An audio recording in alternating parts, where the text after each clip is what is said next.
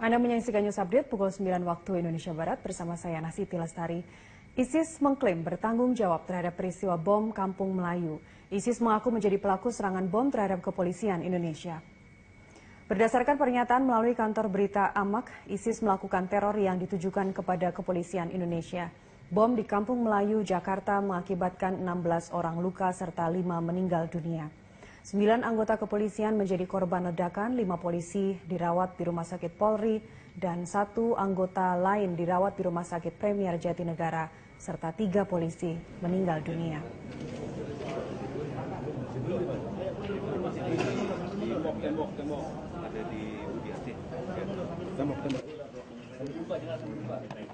Masih terkait dengan korban dari ledakan di kawasan Kampung Melayu.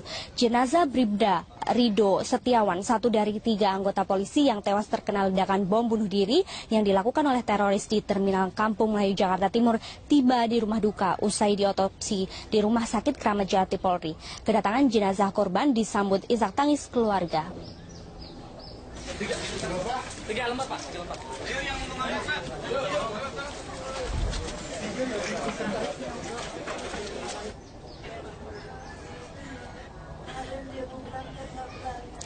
Oh ya, Bribda Rido merupakan satu dari 3 korban tewas akibat serangan bom bunuh diri di Terminal Kampung Melayu, Jakarta Timur pada Rabu malam kemarin. Bribda Rido tewas saat menjalankan tugas mengamankan pawai obor di kawasan Kampung Melayu. Di mata keluarga, Bribda Rido Setiawan yang merupakan anak ketiga dari pasangan Gunawan dan Khafifah merupakan sosok anak yang baik. Ayah korban, Gunawan, mengaku ikhlas atas kepergian putranya tewas dalam bertugas. Rencananya korban akan dimakamkan di Lampung Tengah usai upacara militer.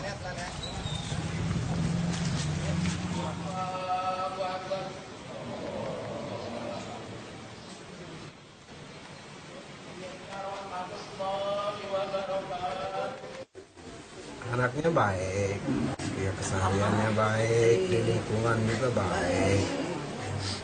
Nggak neko-neko, karena udah mentang-mentang jadi polisi lah juga enggak dia. Pak, semalam itu almarhum sedang di lokasi itu, sedang tugas atau seperti apa sih? Iya, sedang tugas. Ditugaskan dari Polda Metro Jaya untuk ngawal orang pawai obor mau menyambut bulan Ramadan. 30 orang ditugaskan, salah satu almarhum. Tiba-tiba ada teroris meledakin bom, meninggallah salah satunya anak saya ini. Terima kasih Anda masih bersama kami. Pemirsa, ledakan bom bunuh diri di Terminal Kampung Melayu, Jakarta Timur pada Rabu malam kemarin mengakibatkan 3 polisi meninggal dunia dan ketiganya akan dimakamkan hari ini. Informasi selengkapnya kita bergabung dengan reporter Yana Rahmadina dan juru kamera Anis Subarkah langsung dari rumah duka Bribtu Imam Gilang Adinata, salah satu korban tewas akibat serangan bom di Kampung Melayu. Langsung saja kita bergabung bersama dengan Yana. Yana, bagaimana suasana di rumah duka saat ini, Yana? Ya sih, suasana terkini dari rumah duka Bribtu Anumerta Imam Gilang Adinata, tepatnya adalah di kawasan Tebet, Jakarta Selatan, memang sudah sepi dikarenakan juga baru saja tadi pukul 11 waktu Indonesia Barat jenazah almarhum sudah diberangkatkan untuk kemudian menuju ke Bandara Soekarno-Hatta. Rencananya sendiri jenazah akan diterbangkan pada pukul 12 waktu Indonesia Barat untuk kemudian dimakamkan di daerah Klaten, Jawa Tengah. Bribtu Gilang Adinata sendiri merupakan salah satu korban dari peristiwa ledakan bom yang terjadi di Kampung Melayu. Dan kemudian selanjutnya suasana terkini di rumah duka sendiri juga memang sangat diliputi dengan suasana duka, di mana tadi juga dari anggota keluarga juga tidak dapat menahan tangis ketika upacara pelepasan jenazah dilakukan. Sebelum jenazah diberangkatkan menuju ke Bandara Soekarno-Hatta sendiri memang dilakukan upacara pelepasan jenazah pada pukul 10 waktu Indonesia Barat dengan diikuti oleh satu kompi satuan dari Sabara Polda Metro Jaya yang kemudian dipimpin langsung oleh Inspektur Upacara dari Kapolres Jakarta Selatan yakni Kombes Pol Iwan Kurniawan, dan selanjutnya akan langsung dilakukan atau diberangkatkan untuk menuju ke Bandara Soekarno-Hatta. Dan berikut adalah pernyataan dari Kapolres Jakarta Selatan. Dimakamkan di daerah Klaten, dan sebentar lagi kami akan melaksanakan upacara pelepasan. Kita sudah siap sesuai dengan protap yang kita miliki dalam tata upacara pemakaman dan pemberangkatan sudah kita siapkan semua. Direncanakan juga hadir para pejabat Mabes Polri akan hadir untuk melepas ke pemberangkatan almarhum Bribda Imam. Sementara itu. Dari kepolisian berapa Pak yang mengikuti upacara? Ya, kita kan sudah siapkan protapnya, ada petugasnya dari IRUP, Danpub, kemudian juga pasukan, itu sudah siap sesuai protap loh, ya. Ya sih. Selanjutnya setibanya di Klaten, bagaimana dengan pemakaman tersebut, jam berapa akan dimakamkan? Ya sih, informasi yang kami dapatkan rencananya setelah tiba di Klaten, jenazah akan kemudian dimakamkan di pemakaman keluarga di Klaten, Jawa Tengah sekitar pada pukul 4 sore, di mana di sana juga sudah disiapkan juga dari Sabara Polda Metro Jaya untuk kemudian melakukan upacara pemakaman yang nantinya akan dipimpin langsung oleh Kapolda setempat. Dan kemudian juga pada pagi tadi di rumah duka juga dihadiri oleh pelaksana tugas dari Gubernur DKI Jakarta Jarod Syaiful Hidayat yang mengunjungi rumah duka bersama dengan Irwasda Polda Metro Jaya. Jarod menyampaikan belasungkawanya kepada keluarga korban dan juga menyatakan akan memberikan bantuan kepada keluarga korban yakni berupa beasiswa pendidikan bagi adik korban, dan kemudian tentunya menyampaikan bahwa terkait dengan peristiwa yang terjadi di ledakan di Kampung Melayu ini, tentunya Jarod menghimbau kepada seluruh warga Jakarta untuk tidak takut dan terus memerangi aksi terorisme yang terjadi di Jakarta. Terima kasih Anda masih bersama kami. Pemirsa, beberapa korban dari teror bom Kampung Melayu masih dirawat di Rumah Sakit Premier Jatinegara. Dan saat ini mereka dalam pengawasan tim observasi. Dan untuk mengetahui kondisi terkini, kita akan langsung bergabung dengan reporter Ardi Pramono dan juru kamera Untung Widodo. Langsung saja kita bergabung bersama dengan Ardi. Ardi, bagaimana kondisi terakhir korban selamat? Ya, hingga saat ini memang ada 4 orang korban selamat atas nama Agung Nugroho dan juga Jian Talib yang merupakan anggota sipil, dan kemudian ada dari anggota kepolisian Ferry Nur Cahya dan Yogi Aryo. Dan untuk informasi, hingga saat ini dari 2 anggota kepolisian harus mengalami operasi karena mengalami cedera yang cukup serius. Cedera yang sangat serius dialami oleh Yogi, di mana dia mengalami luka serius di bagian mata, wajah, tangan, dan kaki, sehingga harus dilakukan rekonstruksi tulang dan juga rekonstruksi wajah dan sebagainya. Hingga saat ini sudah disiapkan 5 ahli bedah yang masing-masing menangani masalah bedah plastik, kornea, ortopedik, dan juga berbagai kebutuhan lainnya untuk menyelamatkan 2 anggota kepolisian ini. Dan hingga saat ini untuk Yogi Aryo masih dalam observasi di ruang intensif. Sementara itu untuk Ferry Nur Cahya sudah diperbolehkan untuk diobservasi di kamar saja.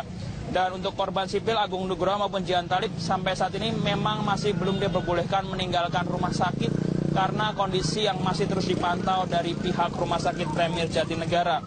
Dan ingin saya tambahkan sedikit, seharusnya ada 5 korban yang dirawat di Rumah Sakit Premier Jatinegara, tetapi korban atas nama Taufan Tsunami yang merupakan anggota kepolisian meninggal dunia dalam perawatan di Rumah Sakit Premier Jatinegara ini. Dan saat ini setelah operasi selesai pada pukul 7.10 pagi, kondisi 4 korban masih dalam kondisi yang stabil dan baik meski masih menunggu perkembangan selanjutnya. Dan untuk nanti sore diperkirakan ataupun juga ada kabar beredar bahwa Presiden Joko Widodo kemungkinan besar akan menengok korban-korban yang ada di Rumah Sakit Premier Jatinegara.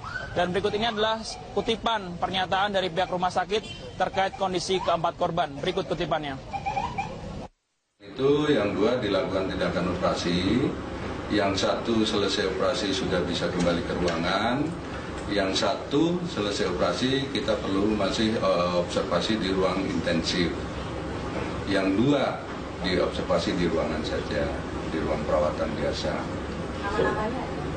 Nama-namanya ada 1 Bapak Yogi, ya, kemudian Pak Imam. Pak Yogi ini yang kondisinya lebih ini ya, lebih berat. Kalau yang Pak Ferry 1 lagi hanya operasi aja. Ya, operasi dilakukan operasi operasi diberi deman sama Pripertindo. Perlu pengawasan intensif. Yang ruang intensif betul. Lama pasca operasi, Iya, karena operasinya kan lama, perlu lama, jadi perlu setelah operasi kita perlu observasi dulu supaya stabil di ruang intensif. Ada kemungkinan diinjak nggak, Pak? Yang nggak luka berat itu ada kemungkinan untuk pulang hari ini? Oh, nggak mungkin. Mungkin 4-4-nya nggak mungkin pulang hari ini. Jadi mungkin kita perlu observasi ya.